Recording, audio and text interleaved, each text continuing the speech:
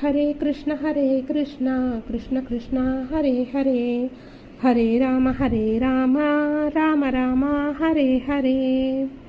అంతర్జాతీయ కృష్ణ చైతన్య సంఘ సంస్థాపకాచార్యులు పరమ పూజ్య శ్రీ శ్రీమద్ ఏసీ భక్తివేదాంత స్వామి ప్రభుపాదుల వారు రచించిన ఆత్మ సాక్షాత్కారంలోని నిన్ను నీవు తెలుసుకో.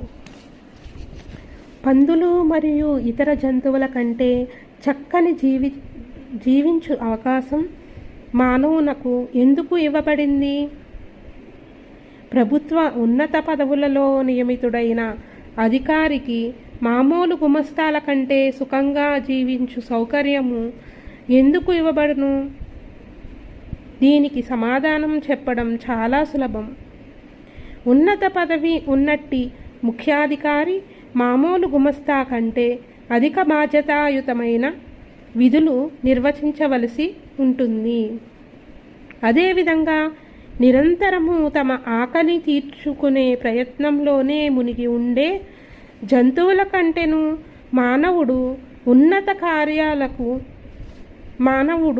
నిర్వర్తించవలసి ఉంటుంది.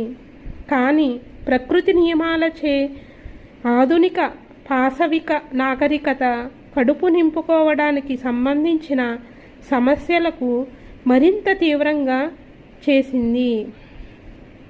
కొందరు నాగరిక పశువుల దగ్గరకు మేము ఆధ్యాత్మిక బోధన చేయడానికి వెళ్ళినప్పుడు వారు కేవలము తమ పొట్టకు నింపుకొని సంతృప్తి పొందుట కొరకే పనిచేస్తామని మరియు దేవాది దేవుని గురించి తెలుసుకోవలసిన అవసరం లేదంటారు.